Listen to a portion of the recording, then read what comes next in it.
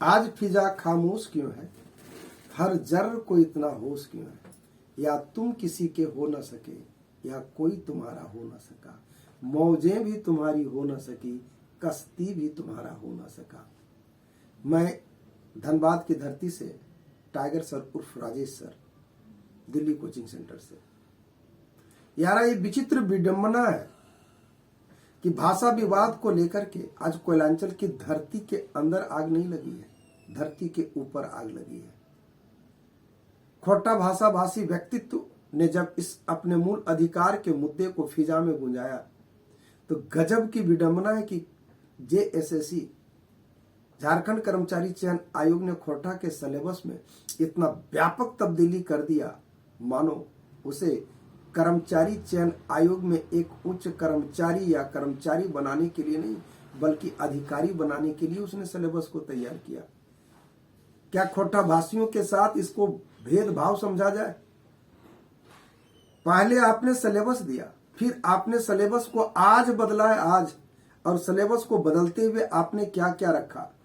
पुनः आपने रखा छैहर, कहानी संग्रह, सौंध माटी, खोरठा निबंध, दामोदर कोराएं, आखिक गीत जिसमें 72 कविताएं हैं, एक मौनी फूल, खोरठा कोट पैदे खेड़ी, डाह अजगर, चाभी काठी, उद्भासल कर्ण, संस्मरण, जीवनी, यात्रा वृत्तांत, सब चित्र, खोरठा संज्ञा सर्वनाम डैश डैश डैश।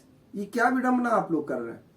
कभी सिलेबस देते हैं और कभी सिलेबस नया चेंज करते हैं, कभी घटाते हैं कभी बढ़ाते हैं। ये इसे क्या समझा जाए? प्रतियोगियों के साथ एक खूबसूरत खिलवाड़ समझा जाए या सरकार की मंशा वैसे ही समझी जाए जैसे आपने 2021 के वर्ष को नियुक्ति वर्ष घोषित किया था और तमाम नियुक्तियों को रद्द किया था। गजब की नियुक्ति है आपकी। मान्यवर, सरकार से बड़ा कोई रंगदार नहीं होता, उससे पावरफुल कोई सत्ता नहीं होती। हम लोग दीनहीन है। हम यही कहेंगे कि क्षमा सोबती उस भुजंग को जिसके पास गरल हो, उसे क्या जिसे दीनहीन विनीत सरल हो। आप एक बिस्तर सांप की तरह हैं। अगर आप हम लोगों को माफ कर दीजिएगा तो आपकी माफी की कीमत है। हम लोगों की द्वारा कही हुई माफी नहीं, माफी की कोई रिक्वेस्ट नहीं कर सकते हैं। कम से कम ये सिलेबस जो आपने नया लागू किया उसके आधार पर या तो आप जेपीएससी में डाल करके ऑफिसर बना दीजिए, या नहीं तो फिर कह दीजिए कि खोटा भाषी लोगों को नौकरी करने का कोई राइट नहीं है, क्योंकि आंदोलन धनबाद से चला है, खोटा बहुल इलाके से चला है। इस तरह के द्वंद प्रतिद्वंद की राजनीति से छात्रों को अलग रखिए महोदय। ये वो युवा छात्र है जिसके ऊपर राष्ट्र का दायित्व हो या ना हो, या है तो उसके कंधों को आप निर्बल मत कीजिए।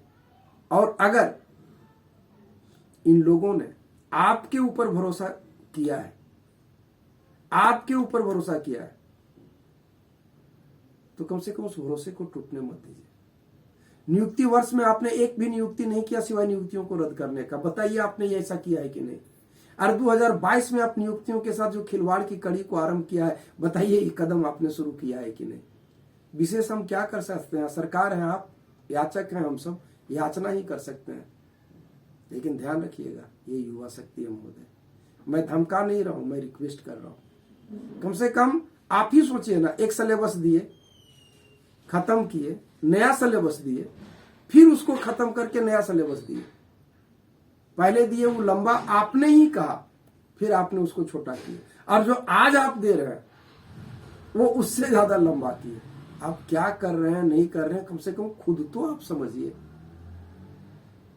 विशेष छात्रों की ओर से मैं यही कहना चाहूंगा कि कुछ अच्छा कीजिए, या अगर खोटा बहुल इलाके के लोगों को नौकरी नहीं देना है तो थोड़ा और लंबा करके कह दीजिए कि यहां से खोटा साहित्य वाले लड़कों को कोई जॉब नहीं दिया जाएगा। लेकिन इस तरह के डायलेमा में मत रखिए महोदय। कुछ तो कृपा कीजिए, विशेष आपकी मर्जी। जय हिंद।